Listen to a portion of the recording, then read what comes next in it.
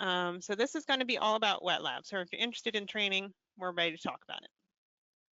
And so I do have some panelists with me today, but I have some slides at the top just to talk you through the program and what that is, and then I will introduce each of our 4 panelists, and we will get into our discussion questions. And so just also, because we did go through my break, I need to pull up real quickly my questions for them. I have prepared some questions for our panelists, but that means also I would love to hear questions from you. And so as we go, just again, feel free to drop questions in that questions box. We'll try to moderate and get a good Q&A going. All right, good. I have my questions up over here. All right, cool. I think I'm ready. Deep breath. New presentation. Here we go. So this is all about our wet lab program at United Spay Alliance, teaching high quality, high volume spay and neuter techniques to licensed veterinarians. And so here we go. All right, so here's that slide. If you were in the last session, you'll recognize this slide.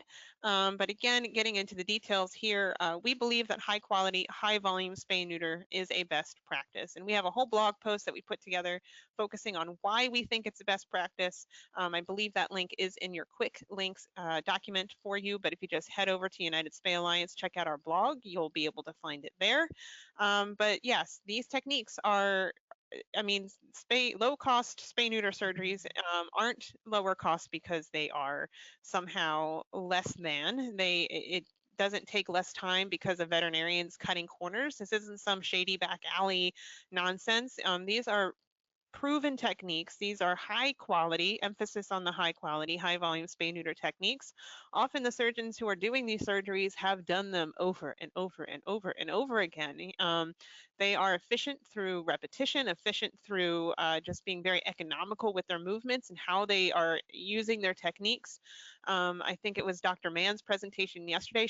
She spoke about everything from where she positions the patient on the table and how close that is to her, how she holds her body, having all of the materials readily available. Like everything is so intentional around these surgeries, and it is all done with the intention of making it a safer procedure for the patient. I have not yet talked to a veterinarian in the high quality, high volume spay neuter world who did not, the first thing out of their mouth wasn't, it's always for the animal.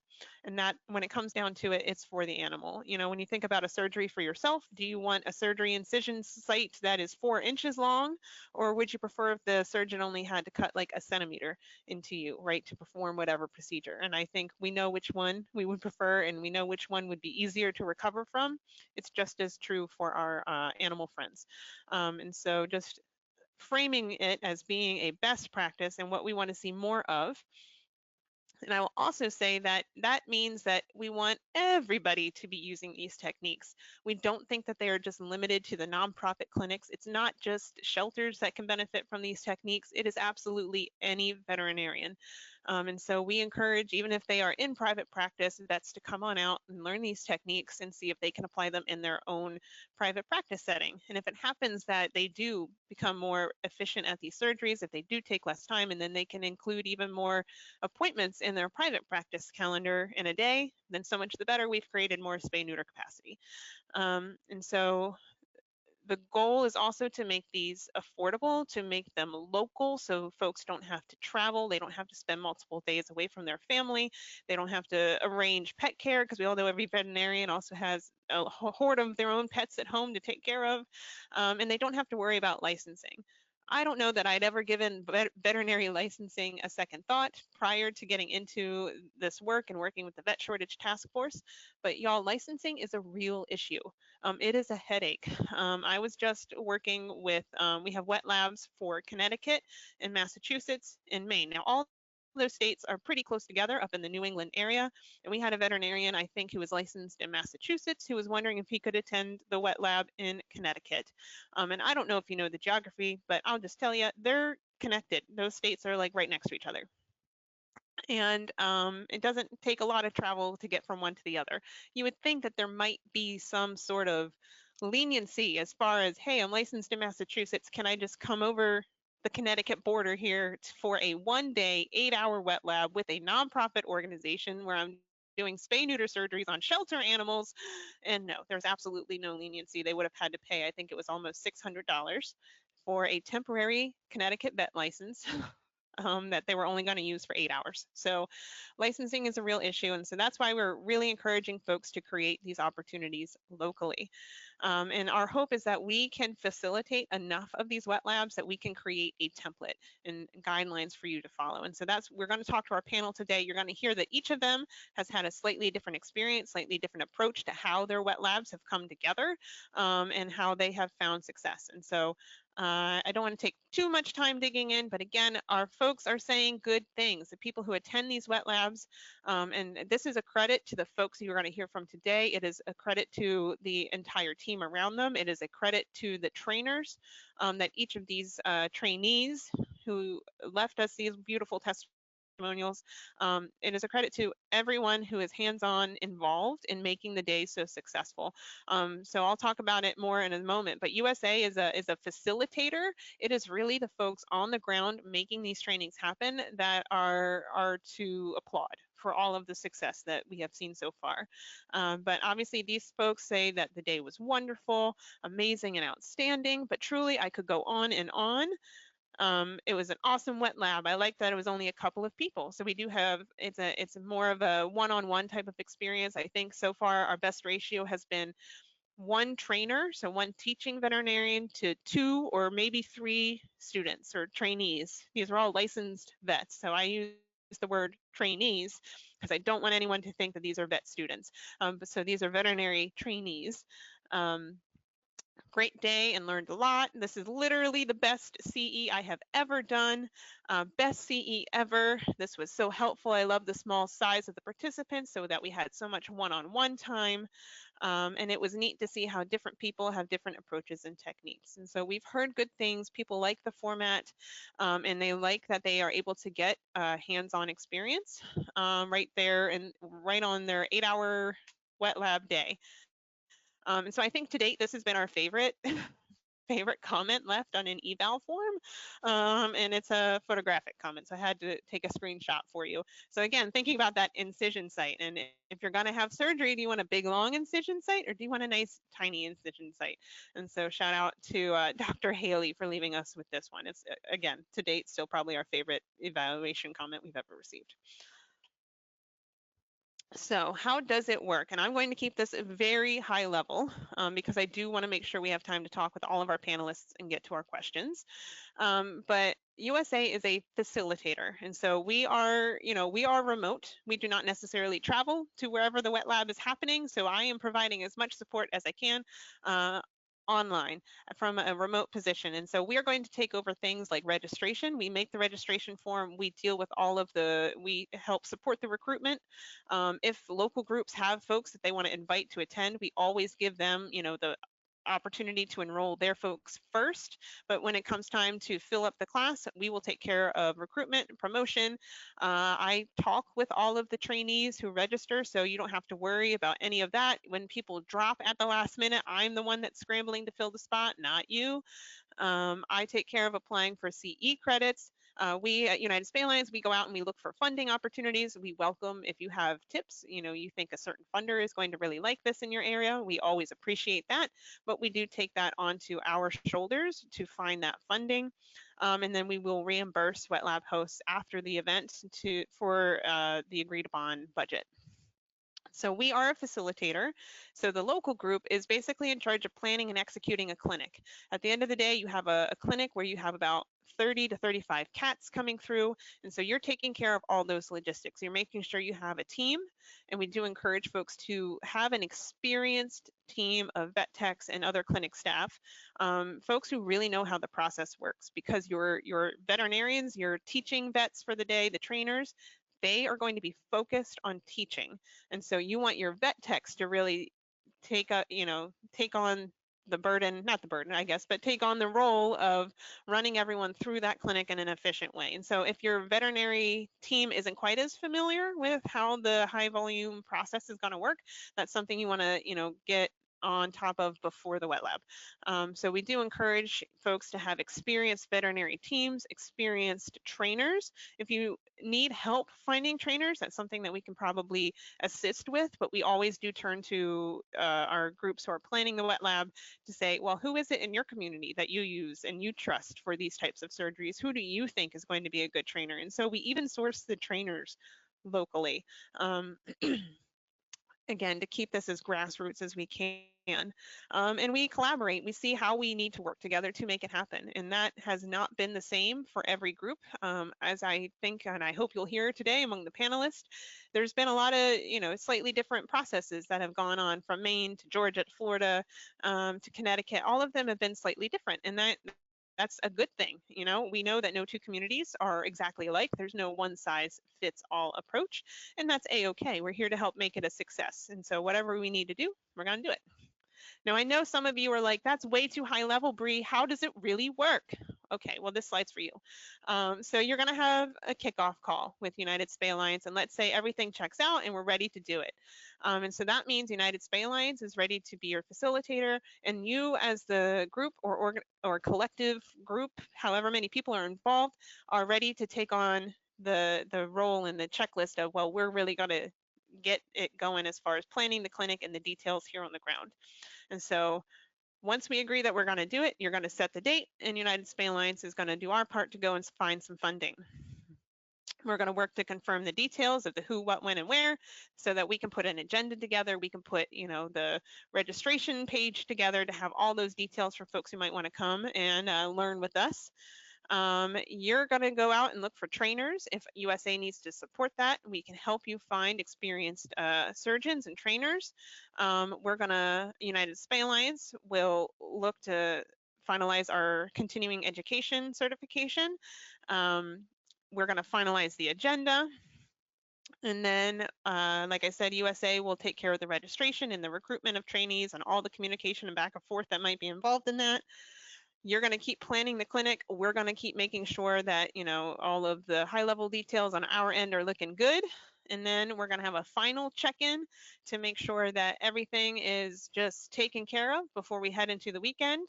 And then you're going to host a wet lab.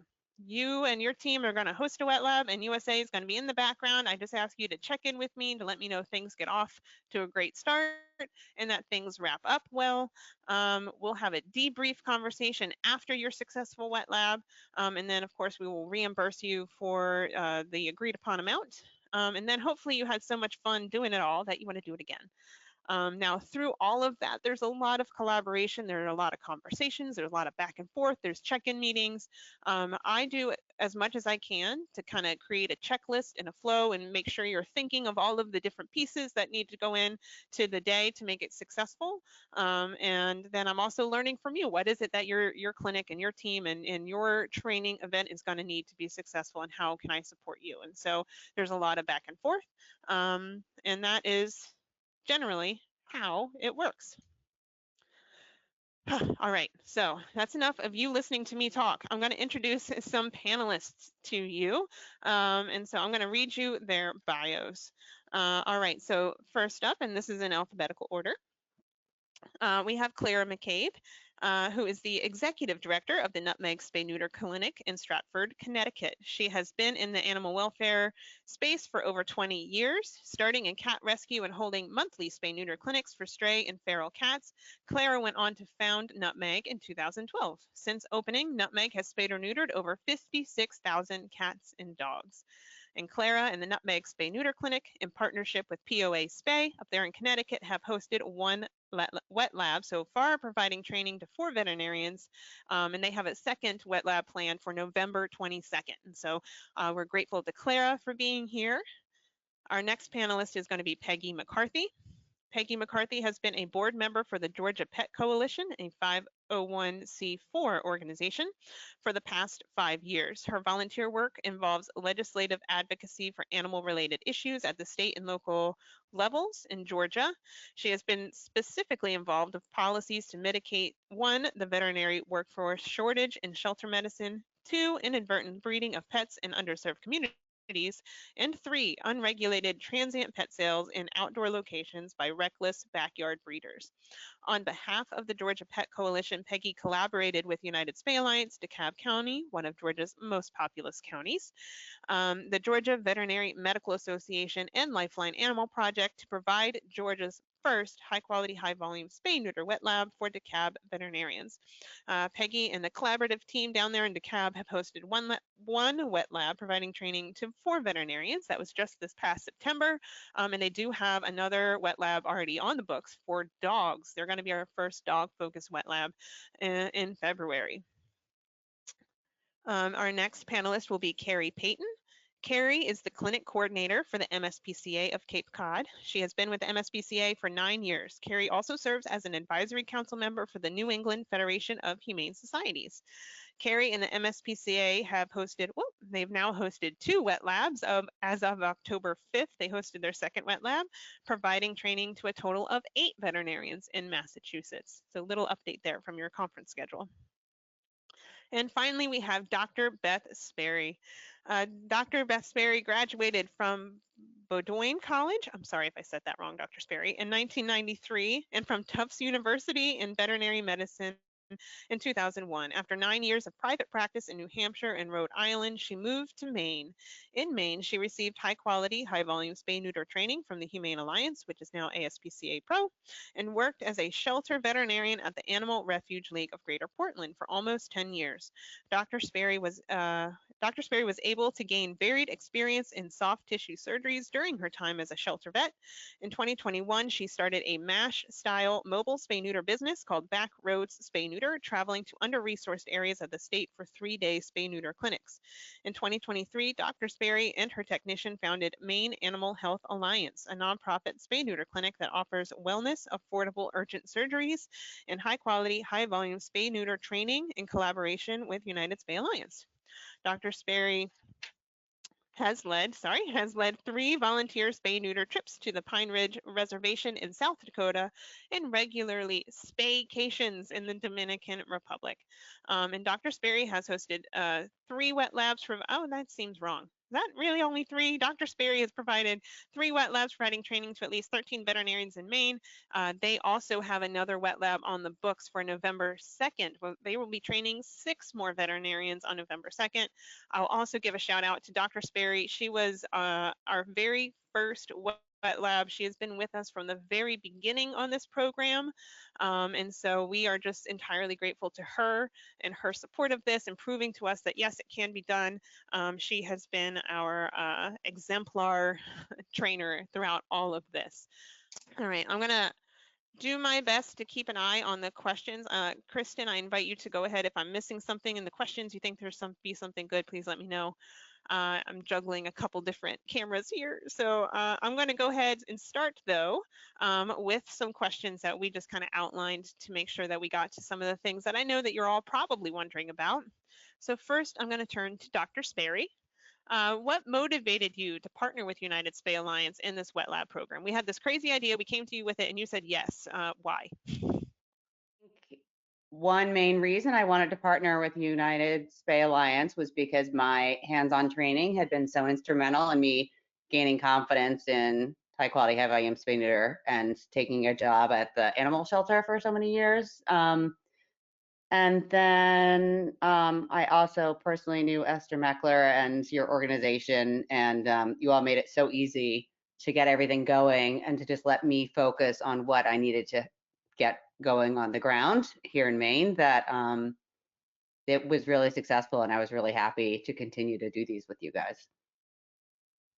And you actually, you started, I think the first wet lab had, actually, I think we only had 3 students in that first wet lab, and now you're up to 6 trainees, again, not to be confused with vet students, but trainees. And so you've really like stepped it up from like, 4, I could do 6. And so what comes from that? Do you think it's just the repetition of the wet lab, or just, I mean, as far as student or folks who are thinking about whether or not they can do a 4 trainee wet lab or a 6 trainee wet lab, any advice for those folks?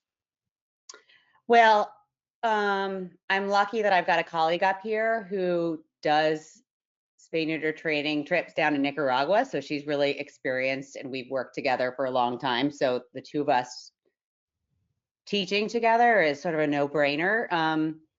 We also have a great facility. I think we increased our number of tables. So we have 4 surgical tables going at all times, and the vets just sort of take turns all day long, getting on a new table when it opens up. And we found, I think we started with a smaller number. I think it was supposed to be 4, but someone dropped out at the last minute. We felt that we had enough one-on-one time. So having 6 students has been completely doable and I think very effective. I've also got a great team of tech assistants up here that have been doing high quality, high volume with me for so long that they have like some tips for the veterinarians, that just from working with you and I for so long. I mean, I'm really lucky for the team that I have because that makes a big difference for these wet labs, I would say. Yeah. Absolutely. Now I'm going to turn to Peggy. If you could just speak a little bit to how did the DeKalb Wet Lab come together? And so to date, you are the first, just a little background for the audience, DeKalb County, the county commission actually funded the wet lab. So United Spay Alliance didn't have to find a grant. We didn't reimburse anybody. So the county funded the wet lab, got involved. It was a very collaborative effort. Peggy, how did you make that happen? I'm happy to speak to this. DeKalb County, Georgia, it was the first jurisdiction nationally to provide government funding for a United Spay Alliance wet lab. The county's decision to provide the funding was based on a confluence of factors, actually. DeKalb had been experiencing severe shelter overcrowding for many years, and it was at a pivotal breaking point. The county shelter was housing animals in very inhumane conditions and euthanizing large numbers of cats and dogs. The major news outlets in Atlanta were frequently covering these stories of animal suffering. And it took concerned advocates who subsequently organized and elected several county commissioners who understood the animal welfare issues and supported the overhaul of the county's animal ordinances and services. These lawmakers were also willing to use discretionary funds to support various solutions. In addition, the DeKalb Animal Advisory Board presented the commissioners with a long-term strategic plan to improve shelter operations and reduce pet overpopulation. So it was under these circumstances that I approached a policy advisor for a DeKalb commissioner with a proposal to fund the wet lab. And I was already working with DeKalb on a new ordinance to prohibit transient pet sellers from operating in outdoor locations such as parking lots.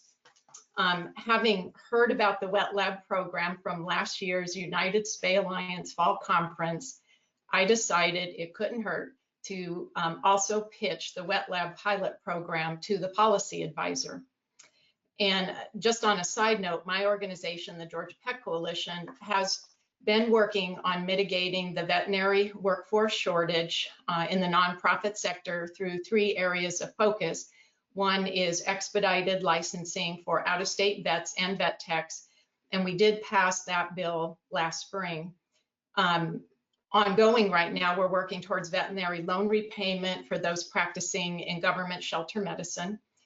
And then the third is training the existing pool of veterinarians in efficient, high quality, high volume spay neuter techniques. So USA's wet lab program was a very timely addition to the overall strategy for DeKalb. So in rapid succession, the policy advisor for the DeKalb commissioner, she secured the approval of the commissioner for funding using discretionary funds. And it was followed by the Georgia Veterinary Medical Association granting 8 continuing education units for the vet trainees. And then we had the good fortune of recruiting 2 highly qualified surgeon instructors who were from the surrounding communities. And we had the large county shelter clinic from which to host the site. The wet lab was a huge success, and it became a landmark example of collaboration between local, state, and national groups using these local public funds.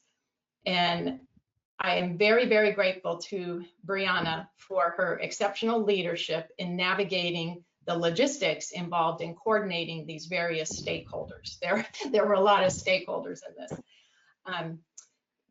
And because access to low-cost spay neuter continues to be inadequate in DeKalb County, we have proposed following up these wet labs with a local spay-a-thon targeting South DeKalb, where many of the residents lack transportation to the Maine shelter clinic, and we're awaiting approval for those for that funding. So it was kind of, it was very much like all of the pieces were in place, and then you had enough relationships established that you could swoop in and say, well, hello, if you're planning on this, then might I introduce you to this? And so it pays folks to, you know, be friends with your elected officials and kind of keep an ear out for what's happening and what's actively going through like the legislative process, and when you can leverage those connections, I guess, to make something really if you cool are happen. using, yes, I was going to say, if you are using public funds, you definitely want to establish relationships and elect humane lawmakers. Very important. Thank you so much, Peggy. I'm going to turn to Clara now in Connecticut, and I'm wondering if you can walk us through the process or the preparation process for hosting, you know, this kind of wet lab training. Sure. Can you hear me? Yes. Okay. First of all, I just wanted to say thank you so much for inviting me to be a part of this. This is my first time at the conference, and this has been such, it's been invaluable. I'm actually riveted by the different presentations here. So I hope I can shed some light as well. Although I do have to say that, Bree, you stole most of what I was going to say in your presentation, but that's okay. So honestly, the process couldn't have been easier. Of course, the fact that we are a high volume, high quality clinic and are already basically daily holding a clinic short of teaching made it, you know, that much easier. When I had first heard about USA looking to hold a wet lab in Connecticut, I was so excited and glad that the information made it to me. And holding the clinic in conjunction with POA Spay made it that much better. You know, we don't often get many times where we get to collaborate with other groups. So I was really happy about that. Once we connected with USA, we were invited to a panel similar to this. I believe Dr. Sperry was on it, and to hear about other clinics that had already done the labs. And it seemed that this is something we can do. And, you know, we became more and more excited about once we had, you know, finding out more information. So really the biggest thing that we had to do was, you know, reaching out and who was going to be invited to come to the clinics, where were the cats coming from? The difference being that it would only be cats, and that with the focus being on females.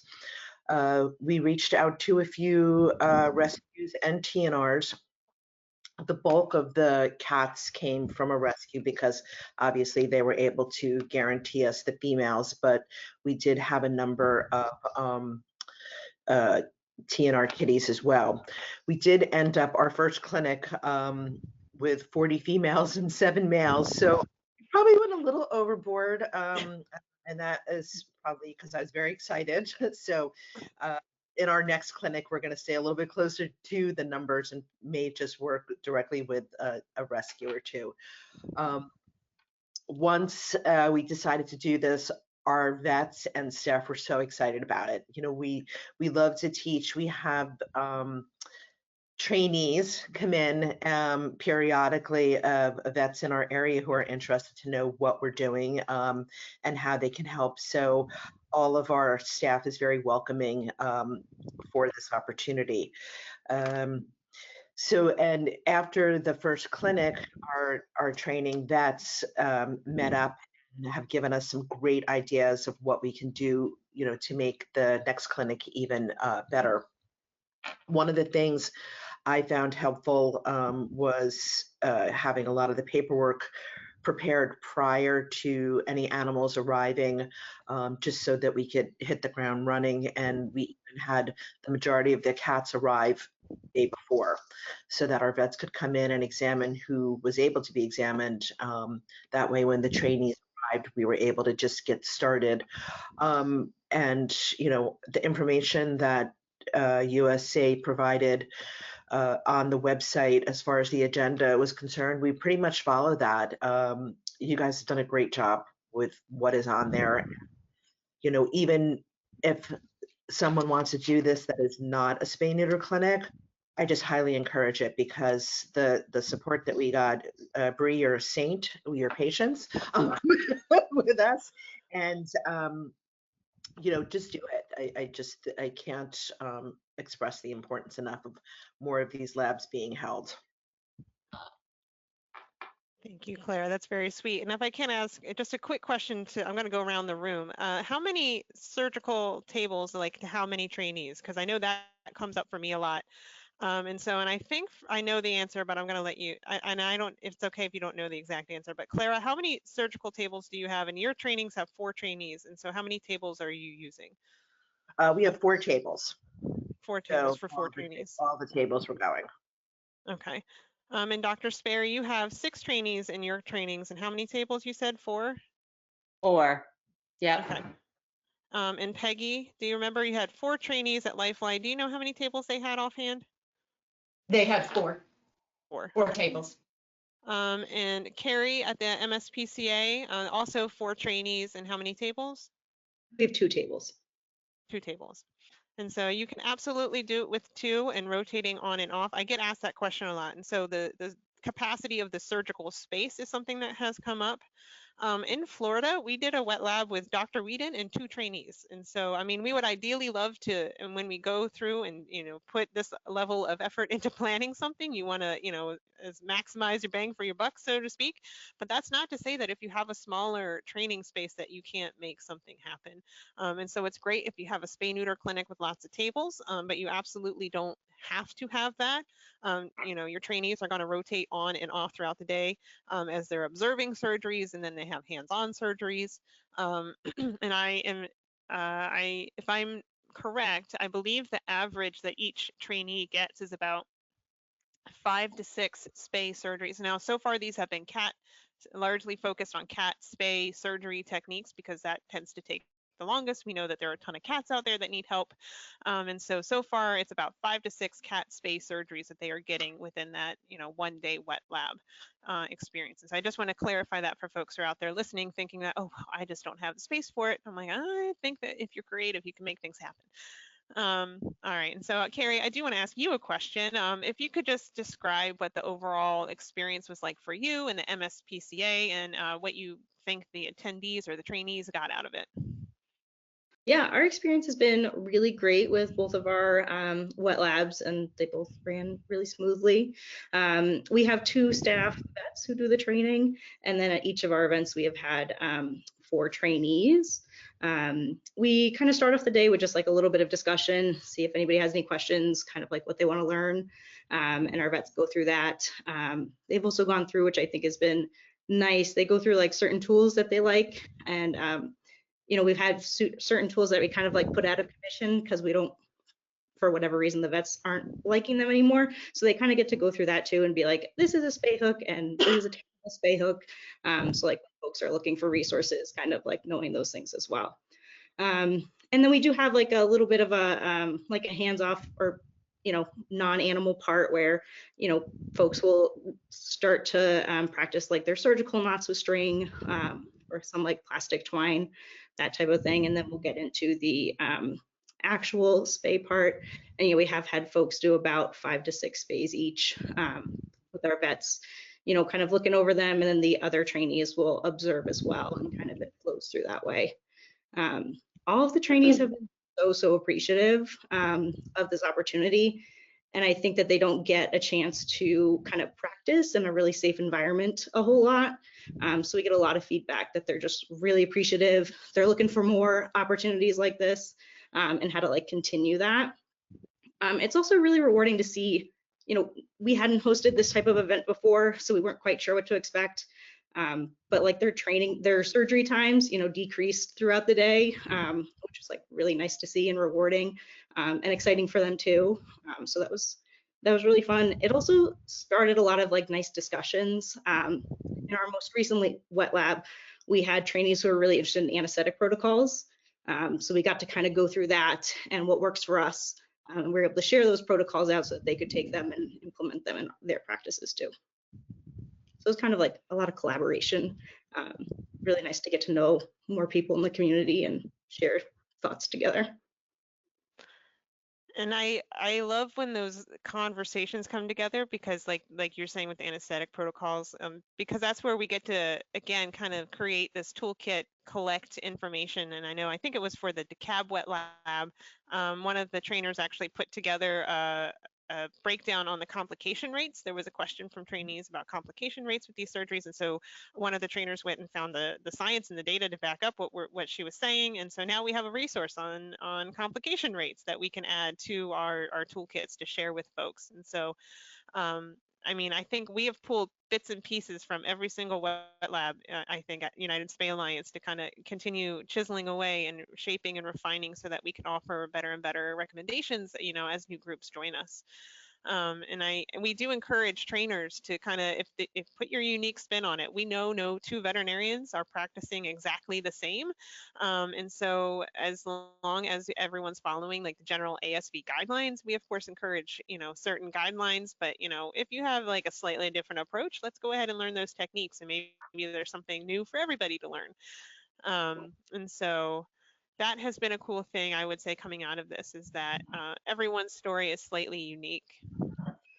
And so now I'm wondering if Dr. Sperry, or really anyone here in the room, can you share any memorable moments or success stories from these training sessions? Like anyone like that? Did you get to see like the aha moment with anyone, or anything stand out? Yeah, we definitely have. I think our second Spay Lab, we had 3 vets who had all started to work part-time at the Animal Refuge League, where I used to be in Portland. It's the biggest animal shelter in the state. So they were really, really motivated to learn and increase their spay technique. And throughout the day, they all just improved greatly. And I think it was, Cary, you mentioned collaborating. It was really great to see the collaboration among the vets. And one thing I like about only having 4 tables and 6 students is that I think everybody gains something from watching their colleagues try out these new techniques and hearing them get, you know, talked through trying some of these new things. So that's been a really positive experience, is, as you said, bringing people together and watching them succeed. We've actually talked about maybe trying at some point to bring everyone together and do a volunteer spay neuter mission somewhere in a remote part of our state, because Maine has a lot of areas where there are just no veterinarians right now. So that's an idea for us from some of these teaching labs, is to actually ask some of these vets to maybe participate in an event at some point in the future in the state, which would be cool. That is cool. And so we have talked about like, what is that next step? Is like, great, we have a 1-day wet lab, you know, 8 hours of training, getting a little flavor for high quality, high volume spay neuter. But what is that next step? And so I love that idea, Dr. Sperry, of bringing folks back in. And I know Peggy mentioned the idea of a spayathon as a next step. We do leave every trainee, I try to follow up with like, here's contact information, here's a place to go. Like I try to leave little breadcrumbs, but of course we want to keep them engaged.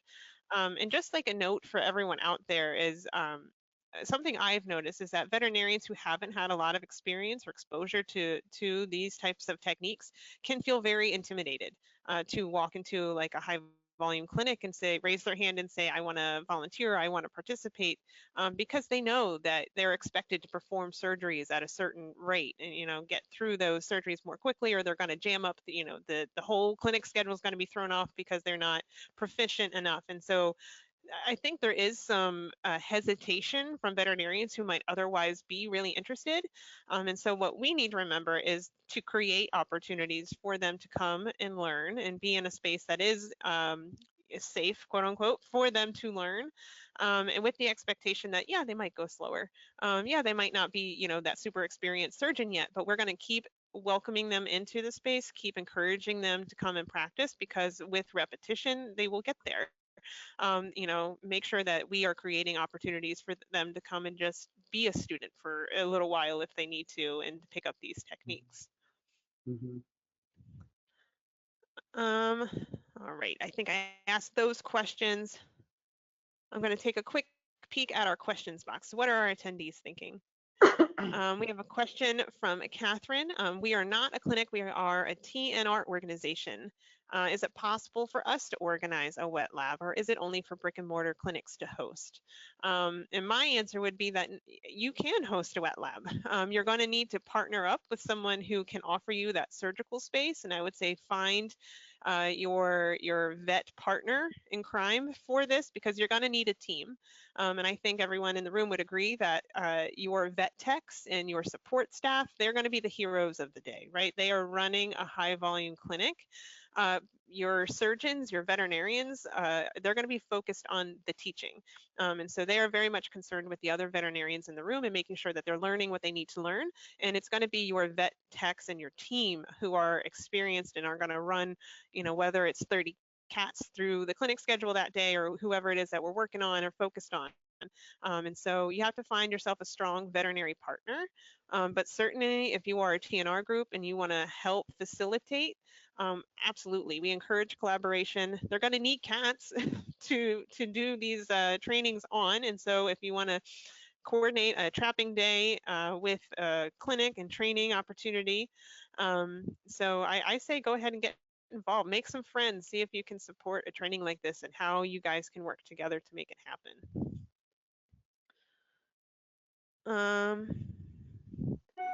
So this question was directed to Clara. I'm going to let you answer, Clara, but I think I can help if you need me to. But curious why the focus was on female cats and not male cats, knowing that one male cat can reproduce quite effectively. So why is it so far that we focused on the female cat surgeries? Oh, well, I mean, there's definitely no doubt that to me, way that the males are just as important as the females, but it comes down to the actual technique where there is more to be learned as far as the spaying goes versus neutering. That's, you know, neuters are very quick versus spays. So there's more training that takes place for the spay techniques. Perfect. Yeah, those spay surgeries are just, they tend to drag things out. And so there's always a couple neuters that do make it into the schedule. And so we're not exclusively spays, but yes, largely spays for sure. Yeah, I mean, an ovarian hysterectomy which is an abdominal surgery, is a much more intricate, detailed surgery than a cat neuter, for sure. Just, yeah, that's what intimidates my colleagues who haven't had a lot of experience. Sometimes you don't know what you will find inside. On the outside, pretty obvious. So that's where the time comes in. Then we have a question. Can you do a dog and cat clinic with an 8-hour CE? And so we have not yet hosted a dog clinic, but in order to apply for continuing education, and so far my experience is you need an agenda, you need information on who your trainers are. And so as long as you have, you meet the requirements of whatever the governing board is to make those decisions, we are going to be hosting a dog wet lab. Like I said, DeKalb is going to be our first, and so we hope it will be another day-long session, approved for at least 8 hours of continuing ed. And so you can certainly do a dog wet lab. we have been focusing on one or the other because, and I'm going to look toward my veterinary friends in the room, but I think the surgery techniques that you use on a 10-pound cat are very different than what you might use on a larger dog, or maybe the techniques aren't very, very different, but the surgery certainly probably is. So we are focusing on one animal species at a time. All right, so getting back to my list of questions, and if you folks do have questions out there, go ahead and drop those in the questions box. So I'm wondering, and now Peggy, I know that your wet lab just happened kind of recently, but have you seen any impact, or what impact do you hope there might be for the broader community? And do you think there's going to be a ripple effect from hosting this wet lab? Yes, very definitely. There's already been an impact and a ripple effect for the broader community. And DeKalb is one of the largest counties in Georgia, and so a press release going out about that makes quite a splash. But educating the veterinarians, the lawmakers, advocates, and the general public that high quality, high volume spay neuter is efficient, cost effective, and a best practice surgical technique. It's beginning to take hold within DeKalb County and beyond, and is likely to lead to more public and private funding of wet labs in Georgia. I wanted to point out that through its advertising for the DeKalb Wet Lab, the Georgia Veterinary Medical Association acknowledged that the technique, it was right on the advertisement, acknowledged that the technique is a best practice technique for surgery. And I was very pleased to see that. And as Bryn mentioned, one of the vet trainees from the DeKalb Wet Lab said it was the best continuing education course she had ever taken. And that information was passed on to the executive director of the Georgia Veterinary Medical Association, who also was there to observe the wet lab. And another vet trainee said the wet lab was 100% useful, and it boosted her confidence in helping with relief work. And this is where this impact is broader. 2 of the 4 vet trainees from our wet lab, indicated that they would be willing to help as relief vets in future low-cost spay-neuter clinics. And what you mentioned earlier about it's not as if they just step right in and start churning out at the same rate. But what I understand was going to happen is that these vet trainees were going to be involved with the 2 vet instructors that were at the clinic, and that they would help continue mentoring them in these low-cost spay-neuter clinics until they're fully up to speed. And I will mention too, we're very proud of this. The DeKalb Wet Lab was so successful that the DeKalb Commissioner, Michelle Long-Spears, agreed to fund the Wet Lab for dogs in February of 2025. So this planning will actually start next week. And this will be the first United Spay Alliance wet lab nationally to focus on the sterilization of dogs. Another ripple effect was that the animal law professor at UGA School of Law, Professor Lisa Milet, she's very excited about this program, and she obtained private funding already for a second dog wet lab in 2025. And I've been in communications with several other cities and counties in Georgia. They've expressed interest in funding wet labs. Our ultimate goal is to pair these wet labs with follow-up local spayathons that target the communities disproportionately contributing to the high shelter intakes. So we definitely want to have this, like to see this pairing occur. And that's very much a ripple effect and impact from United Spay Alliance's program. Thank you, Peggy. That's awesome. Yeah, we're very excited with what's happening in Georgia right now. It's like they have all of these things have moved into position for some very exciting stuff coming up down the pipeline. And like Peggy said, the Georgia Veterinary Medical Association, their executive director, was involved directly in the planning. She got she was on the email chain for all of the updates and check-ins and things.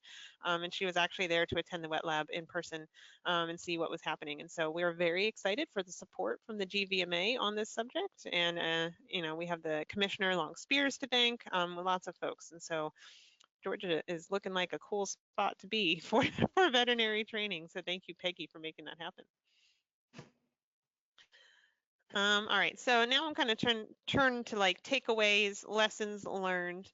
Looking again at Dr. Sperry, if you could tell us what were the most important takeaways or lessons learned from hosting these wet lab trainings? I think making the students, my colleagues, comfortable was a big part of it. So keeping these labs sort of informal and sort of collegial was really helpful, because people would then open up and say what they were intimidated about, and that would lead us to be able to really focus on one specific part of the spay that they were hung up on. You know, if it remained too sort of buttoned up and in just lecture mode, that was not happening. So I think that's sort of up to the teachers to set the stage. You know, we're being professional, we're teaching a new surgical skill, but at the same time, we're all working together and want the same outcome. And so we all start somewhere with our skill set. That was probably, and I think I've mentioned this the last time we spoke in a Zoom, but later in the day, Lindsay and I went back and did a surgery or two in front of the students, and that I think really helped them, because they had done a handful of them and realized there's one part of this that is really hard for me, and now I get to watch. You know, they had watched us in the beginning of the day, but they hadn't quite figured out what was going to be challenging for them. So that's a really important part of the lab for us, that we go back and, you know, maybe after lunch we sort of show everybody another spay or two, and then they continue on. Yeah, those were some important takeaways for me, at least. Awesome. I'm going to ask Clara the same question. Do you have any takeaways or lessons learned for folks? One of the things that you want to be aware of, especially with, you know, doing a quantity of animals, is that something unexpected can come up. We had one cat that came in actually from a rescue that had a wound that was not discovered until recovery. So one of our techs in recovery, there was a matted area, and as they cleaned it was a pretty substantial wound on this cat's back. So we re-anesthetized the cat, and we had 3 veterinarians at our training, one who was just interested and wanted to see what was going on. So she came along, and it was great that she did, because she's the one who did the repair on the cat. It was pretty substantial once the cat was all cleaned up. So that's something to keep in mind, that you may run into, not just doing spays, especially if I thought it would be, if anything, I thought it would have been one of the cats in a trap, but it ended up being a rescue cat. Another thing that we found, which isn't bad, is that when we had the 2 clinics collaborating, that we noticed that we did some things differently. So it came up during the flow, but everyone was great and was sharing techniques and different things that, you know, how we do things at our clinic, how POA does stuff. So it was also an experience for our support staffs, which was pretty cool. I also got a little carried away on how many people I invited to help, because that's what I do. I get carried away. So I had a lot of volunteers there. I was been working with a local university, so I invited them to this. And if I think about it, that probably would have been better for them to have come closer towards the end of the day, when we were all getting a little tuckered out, and that they could have helped with a lot of the cleaning and such. So, so nothing, just be prepared that different things can pop up. And since the pace is a little bit slower than a normal clinic day for us, everything was easily addressed. But it's just sort of being prepared and opened, and knowing that, you know, things might not go exactly the way you plan. And it's okay. but it's okay. And kind of making plans for those contingencies. And those are things that we do kind of, I try to remind folks as we're moving through the process as well as like, well, have you thought about this? And do we have a reserve fund? And who's going to be on call for emergencies? And so there's all sorts of contingencies. And if you are a clinic or you work with clinics regularly, it's probably something that is just part of your clinic planning process already. But if you're kind of new in planning a clinic, it's something that we do try to help remind folks of. And this is just, we have a question. And so I'm going to turn to, let's see, I think I'll ask Dr. Sperry because it's a health of the cat question.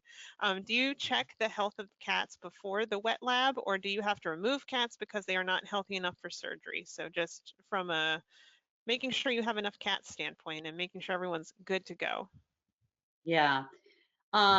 We got all of our cats from local like foster-based rescues that we work with regularly and sort of trust. So I think that they were sort of, and we did all these surgeries for free for them, which was a huge bonus for them.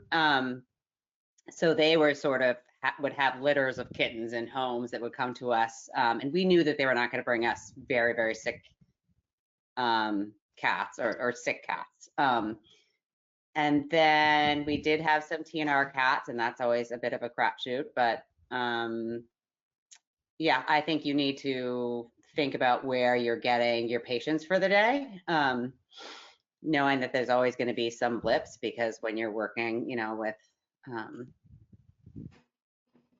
rescue kitties, there can be things can pop up quickly, and nothing's always a known thing.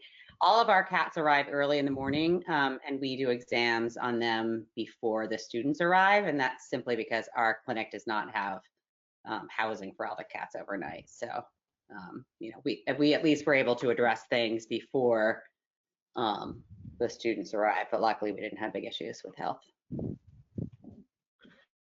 Yeah, and so just as a standard process, I recommend everyone plan to recruit X number of cats. It's usually like 35 cats is the goal, knowing that some of them are inevitably going to probably not be candidates for surgery.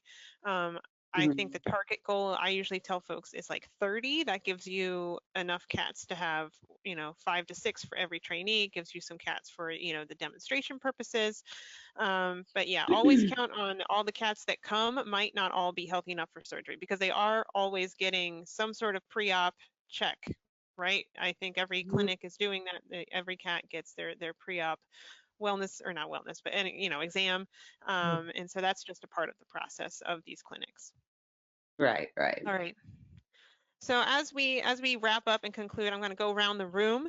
And so I'm going to ask each of you, what advice would you give to someone who is planning their first wet lab, who's taking this on for the very first time? And I'm going to start with Cary. Cary, what would you say to someone who's doing this? So I think our experience is similar to Clara's, where we very much over prepared for the first one. I think that we probably also had the 40 cat situation, but I think that was great because it was a new experience for all of our staff, and it was really nice to get to know, how the flow was, and then we were able to kind of fine tune that for the next time. So yeah, we had more cats than we needed, we had more staff than we needed, but then for the next one we were able to really kind of fine tune that. Also being flexible. I think probably for our first one, we were focused on getting the perfect spay candidates for trainees. And then our second one, we ended up with a lot of pregnant cats, and it turns out that the trainees were really excited about doing those to get that experience. And that ended up being the student who was like, I could totally do a pio now. And I think our vet was jumping for joy. So kind of being flexible on, the types of, yes, ideally it's 5+ month females, but kind of communicating with the students, seeing what they're comfortable with, and opening it up from there.